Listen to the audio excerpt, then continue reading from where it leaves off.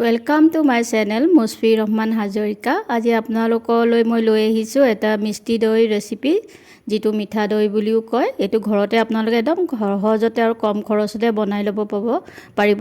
খাবলৈ খুব টেষ্টি হয় আৰু একেবাৰে কম ইনগ্ৰিডিয়েণ্টছে লাগে। ঘৰতে বনালে আপোনালোকে সহজতে পাই যাব বস্তুখিনি।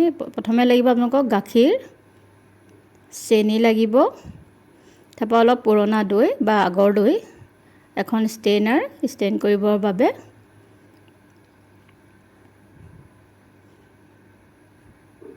প্ৰথমতে আপোনালোকে পুৰণা দৈখিনি এখন চাকনিত দি ল'ব, কাৰণ তাৰ পৰা যিখিনি এক্সট্ৰা পানী থাকে ওলাই গ'লে দৈখিনি ভাল হয় আৰু ডাঠ হয়। নহ'লে তাত যদি পানীটো থাকি যায় আপোনালোকৰ দৈটো অলপ পনীয়া হ'ব। গতিকে এইখিনি আপোনালোকে আধা ঘণ্টামান এইদৰে চাকনিৰ ওপৰত দি পেলাই তলত এটা বাতি দি আধা ঘণ্টামান কমেও থৈ দিব। তাৰপিছত গাখীৰখিনি আপোনালোকে উতলাই ল'ব, যেনেকৈ আপোনালোকে নৰ্মেল গাখীৰ গৰম কৰে ঘৰত, সেইদৰে। মই এখন চামুচ দি থৈছোঁ, দেখিছেনে? তেতিয়া কি হয়, গাখীৰখিনি যে কেতিয়াবা উতলি পেলাই পৰি যায় ন, এই চামুচখন দি থ'লে গাখীৰখিনি উতলি পৰি নাযায়। সেইটোৱে এইটোৰ সুবিধা হয়। আপোনালোকে চাবচোন এইটো ব্যৱস্থা কৰি, নহ'লে গাখীৰখিনি চাই থাকিলে নপৰে, কিন্তু আপোনালোকে অকণমান চাই থ'লে পৰি যায়। মই সেইকাৰণে চামুচ এখন দি থৈছোঁ। এইখিনি অলপ উতলা হোৱাৰ পিছত মই ইয়াত চেনিখিনি দি দিলোঁ। চেনিৰ মিঠাটো আপোনালোকক যিমান প্ৰয়োজন হয় সেইটো মতেই দিব। যদি টেঙা দৈ বনাব মন যায় অলপ কম চেনি দিব, আৰু মিঠা দৈ হ'লে আপোনালোকে বেছি দিব। মই এটা মেজাৰমেণ্ট দি দিছোঁ। এইখিনি এতিয়া গাখীৰখিনি উতলি আহিলে এইদৰে দুবাৰমান উতলি অহাৰ পিছত গাখীৰখিনি হৈ যাব। আপোনালোকে চেনিটো পূৰা মিক্স কৰিব।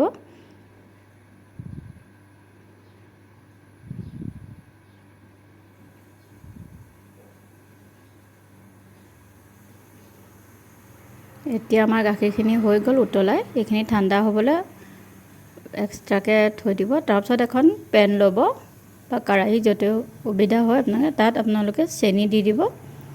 চেনিত আপোনালোকে পানী এড নকৰিব দেই। এনেকৈ ড্ৰাইকৈ কম ফ্লেম দি পেলাই লৰাই থাকিব, খুব লৰাই থাকিব, কণ্টিনিউৱাছ এইটো লৰাই থাকিব লাগিব, নহ'লে এইটো জ্বলিও যাব পাৰে বা বেছি ডাঠ হৈ যাব পাৰে। এইদৰে আপোনালোকে কণ্টিনিউৱাছ লৰাই থাকিব। এইদৰে দেখিছে এতিয়া অলপ তাৰ পৰা চেনিৰ পৰা অলপ আঠা আঠা ভাৱ আহিছে। এইটো কেৰামেল কৰা বুলি কয়, চুগাৰ কেৰামেল হয়। সেইখিনি প্ৰথমে কেৰামেল কৰি ল'ব। এইদৰে কিছু টাইম লাগিব আপোনালোকক। ল' ফ্লেম দি পেলাই আপোনালোকে এইটো লৰাই থৈ, এতিয়া দেখিছে মোৰ অলপ কালাৰ আহিছে, কিন্তু এতিয়াও হোৱা নাই এইখিনি।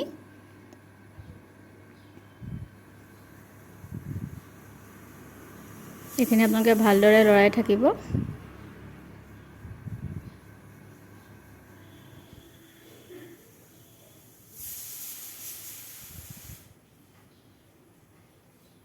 এতিয়া দেখিছেনে অলপ কালাৰ আহিছে, কিন্তু ইয়াতকৈ ডাৰ্ক কালাৰ লাগিব, কাৰণ আমি গাখীৰ দিলে ৰংটো পাতলা হৈ যাব। গতিকে ডাৰ্ক গল্ডেন ব্ৰাউন যেতিয়া হ'ব তেতিয়া আপোনালোকে এইখিনি হৈ যাব। এতিয়াও হোৱা নাই, অলপ কালাৰ মই আৰু অলপ কৰিম। আপোনালোকে যদি কম কালাৰ লাগে তেতিয়া আপোনালোকে কম কালাৰতে কৰি ল'ব পাৰিব। ইমানখিনিতে হৈ যাব। মই অলপ ডাৰ্ক কৰিম কাৰণে মই আৰু অলপ দেৰি কৰি আছোঁ। এতিয়া মোৰ ধুনীয়া চাওক এটা গল্ডেন ব্ৰাউন কালাৰ আহি গ'ল। এইখিনি মোৰ হৈ গ'ল। এতিয়া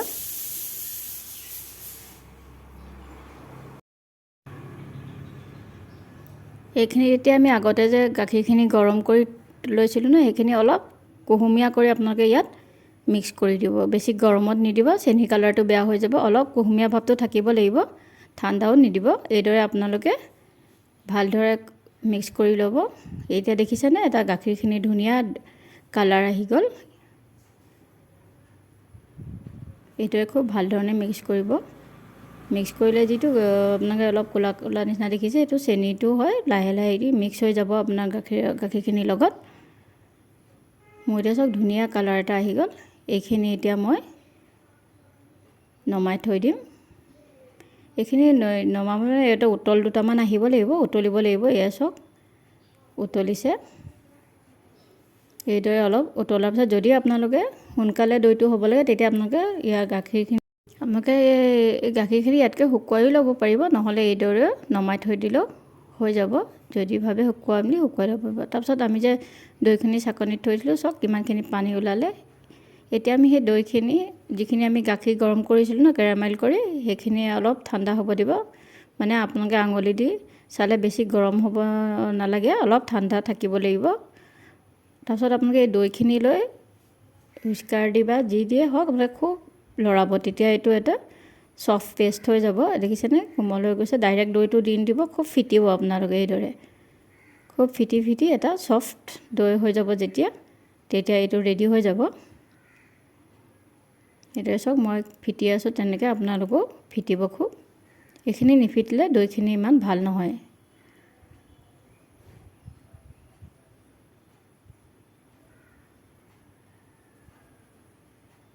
মোৰ এতিয়া ফিটা হৈ গ'ল এতিয়া এই আমি গাখীৰখিনি উতলাই লৈছিলোঁ সেইখিনি এনেকুৱা এটা গৰম হ'ব লাগিব যাতে আঙুলিটো আপোনালোকে ডুবাব পাৰে খুব বেছি গৰমো নহয় একেবাৰে ঠাণ্ডা কৰিও নিদিব এতিয়া আপোনালোকে দৈখিনিত অলপ মিক্স কৰি লৈ এইখিনিও খুব ধুনীয়াকৈ ফিটি ল'ব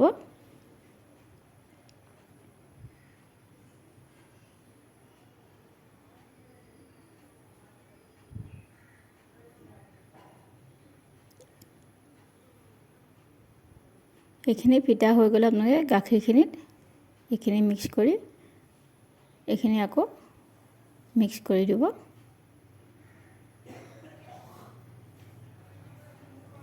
যাতে দৈখিনি চবতে মিল হৈ যায় এনেকৈ ভালদৰে আপোনালোকে মিক্স কৰিব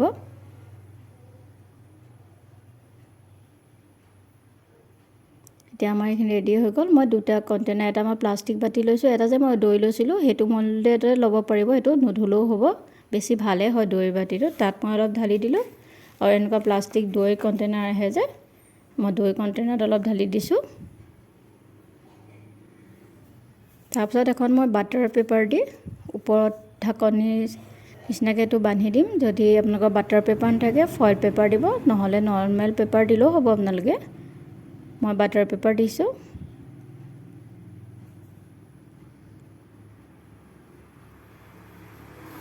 তাৰপিছত এডাল ৰাবাৰ দি আপোনালোকে এইটো ফিক্স কৰি দিব আৰু ইয়াত আপোনাৰ ঢাকনখনটো থাকে ঢাকনখন লগাই দিব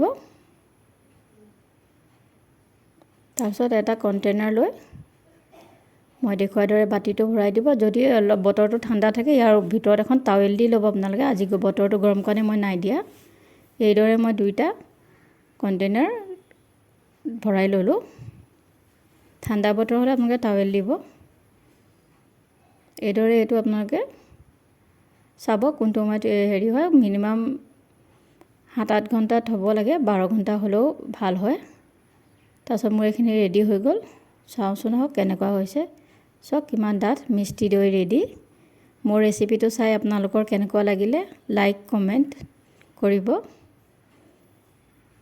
আৰু যদি আপোনালোকে অলপ ঢিলা নিচিনা দেখে তেতিয়া আপোনালোকে এইটো আকৌ ফ্ৰিজাৰত থৈ দিব ফ্ৰিজত নহয় ফ্ৰিজাৰত থ'ব তেতিয়া বেছি ভাল হয় আপোনালোকে মোৰ ভিডিঅ'টো চোৱাৰ বাবে আপোনালোকক বহুত ধন্যবাদ থাকিল থেংক ইউ